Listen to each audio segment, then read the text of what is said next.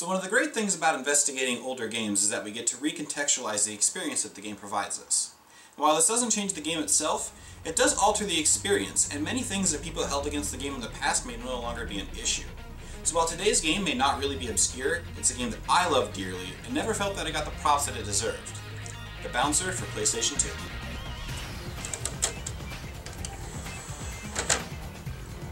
The Bouncer was developed by Dream Factory and published by Squaresoft for the PlayStation 2 in 2001. Heralded as a playable action movie, you take control of the game's trio of protagonists, Sion Barzad, Volt Kruger, and Ko Leifo, bouncers from Dog Street's famous bar Fate, as they fight to rescue their friend Dominique from the powerful and enigmatic Mikado Corporation. Along the way, there's plenty of enemies to beat the stuffing out of, including colorful bosses, and lots of gorgeous cinematics to move the story forward. You're often given the choice of which bouncer to take control of, giving you a different viewpoint on the story, and encouraging you to play through the game multiple times in order to see everything. They're not exaggerating by calling the game a playable movie. Sections where you control the heroes are quite short and are sandwiched between sometimes lengthy cutscenes.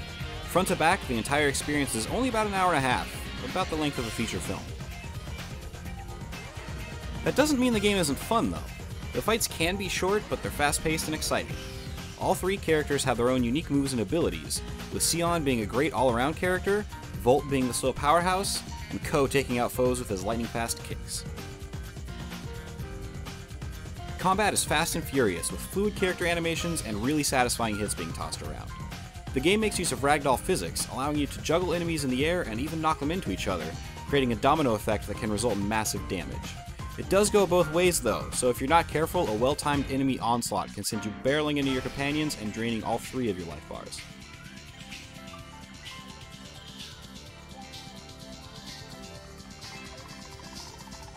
The game is one of the few PlayStation 2 titles to take advantage of the DualShock 2's analog face buttons. How hard you press the buttons will determine which attacks you perform. Light taps are faster, weaker strikes, while more aggressive presses unleash stronger and slower moves. The sensitivity of the buttons can be adjusted in the main menu to suit your playstyle.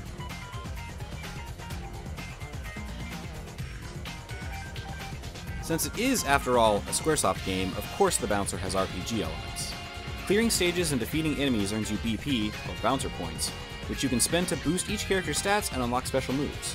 The more BP you earn and spend, the higher your character's rank will go.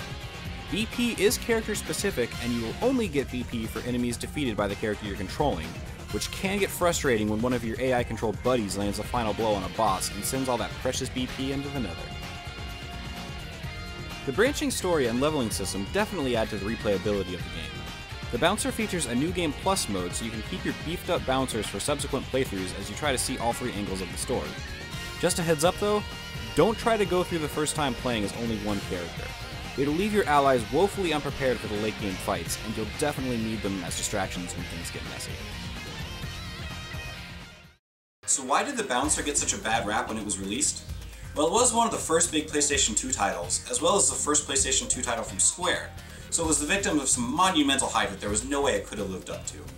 Other things that Square had promised, like destructible environments and hundreds of hours of gameplay, it just didn't really come through, and a lot of people felt swindled. I don't buy into that though.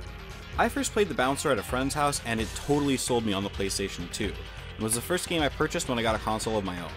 I immediately fell in love with the game's style, and to this day it still impresses me. If the majority of a game is cutscenes, they need to be interesting, and fortunately in the Bouncer they're top notch. The story does get a little wacky and there's a lot of subtext you'll miss out on your first playthrough, but the scenes are simply gorgeous. The digital acting is phenomenal, and the soft graphical filters used give the game a very distinctive look. Character designer Tetsuya Nomura is at the top of his game as well. The Bouncer has some of my favorite character designs of all time. From Sion's obligatory spiky hair to Volt's rad piercings to Ko's full body tattoos to Echidna's sexy getup, the cast is incredibly well designed and stand out not only from other games, but from each other as well. You can play through the game with English or Japanese voice acting, and both versions are excellent. However, despite the Japanese version featuring Daisuke Gori and Ryusei Nakao, two of my favorite seiyuu, I feel like the English voices fit the characters a bit better, and from someone who prefers watching anime in Japanese, that's a huge compliment. Since the game does encourage you to play through the story multiple times, the cutscenes, as amazing as they are, can get a bit boring after multiple viewings, so you can skip them by pressing start at any time. If you're jonesing for some straight up fighting though, the Bouncer does offer versus and survival modes. Versus is exactly what it sounds like, allowing you and up to 3 friends, if you have a PS2 multi-tap, to go against each other. Survival challenges you to survive as many waves of enemies as you can on a single life bar. Both modes allow you to play as bosses and other characters not available in story mode as well.